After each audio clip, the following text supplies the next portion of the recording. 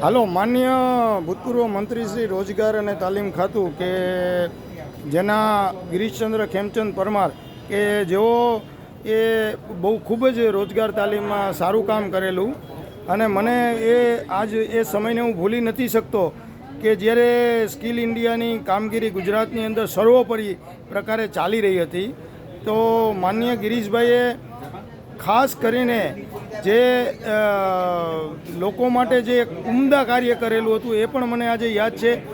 રોજગાર ભરતી મેળા જ્યારે ચાલુ થયા એની અંદર પણ સાહેબે ઘણા બધાને રોજગારી આપવાનું કાર્ય કરેલું હતું. પણ સાહેબ જે મારા મગજની અંદર જે ખાસ છે કે આજે આપણા જે બાળકો જે છે, જે ખાસ કરીને શિડ્યુલ કાસ્ટના જે બાળકો છે એના માટે જ્યારે ફી માફી કરવામાં આવી હતી ત્યારે મને યાદ છે સાહેબ કે આપ જાણતા હતા કે આ બાળકો ગરીબ છે અને એને ફી ભરવાના પણ પૈસા નથી. તો ભારત સરકારની અંદર અત્યારે આ બાળકો ખૂબ ઊંચા હોદ્દા ઉપર પણ બિરાજે છે. તો એવા સમયે સાહેબ તમને જ્યારે ફી માફીનો વિચાર આવ્યો હતો તો એ બાબતે તમે વિધાનસભામાં ખરડો પણ પસાર કર્યો હતો. આ બાબતે સાહેબ હું તમારું વક્તવ્ય જાણવા માગું છું. જી સર, સરકારના શ્રમ અને રોજગાર મંત્રી તરીકે જ્યારે હું હતો ત્યારે મારી પાસે શ્રમ રોજગારના કારણે આઈટીઆઈ અનેક ડિપાર્ટમેન્ટ હતા. ત્યારે આઈટીઆઈમાં પણ એક મોટો પ્રશ્ન હતો કે જે દલિત સમાજના વિદ્યાર્થીઓ હતા એમની ફી થતી, એમની ફી લેવામાં આવતી, શિડ્યુલ ટ્રાઇબના વિદ્યાર્થીઓ નહોતી લેવામાં આવતી. આ પ્રશ્ન મારી પાસે આવ્યો, ઘણા લોકોએ રજૂઆત પણ કરી. મને પણ લાગ્યું કે જો એકની ફી લેવાતી હોય, બીજાને ના લેવાતી હોય અને એના કારણે જે ગરીબના સામાન્ય વર્ગના જે વિદ્યાર્થીઓ હોય, સામાન્ય જે ગરીબો હોય કે જેમને આઈટીઆઈમાં જવું છે, જેમને પોતાનો સ્કિલ લઈને કંઈક કામગીરી કરવી છે, એમના પોતાના માટે કોઈ વિકાસ કરવો છે, તો એમના માટે મેં વિચાર્યું અને એમની ફી માફી માટેનું વિધાનસભામાં બિલ લાવીને એ મેં મંજૂર કરાવ્યું.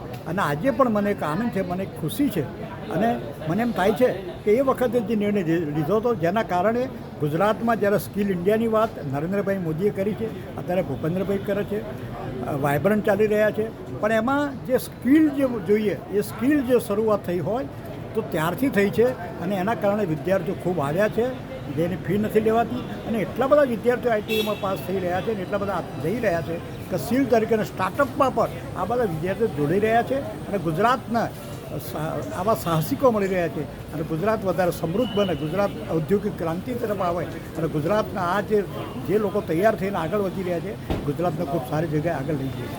તો ગિરીશચંદ્ર પરમાર સાહેબ જ્યારે શ્રમ રોજગારની અંદર હતા ત્યારે આ એક ઉમદા કાર્ય જે એમણે કરેલું એને આજે સ્વર્ણિમ સંકુલની હાજરીમાં અમારી રૂબરૂ મુલાકાત અન્વયે રાજકોટના પત્રકાર તરીકે અતુલ અડિયા અને હું આ એમને ખૂબ બિરદાવું છું અને આ મેસેજને આપણે વધુમાં વધુ જન સુધી, નાગરિક સુધી પ્રસાર કરીએ. અને સાહેબનો ખાસ તો સંદેશ છે કે આપણા જે બાળકો જે છે એ બધા શિડ્યુલ કાસ્ટના પણ ભલે હોય એ ખૂબ આ તાલીમની અંદર ગહન રસ લઈએ. ફી માફી છે, આઈટીઆઈની અંદર ભરતી થાય અને હજુ પણ જો એ રોજગારીથી વંચિત રહેતા હોય તો રોજગારી મેળવવા માટે આ આઈટીઆઈના આ સરકારના આ મિશનનો ખૂબ ફાયદો ઉઠાવે. ધન્યવાદ સાહેબ. Thank you. જી સર.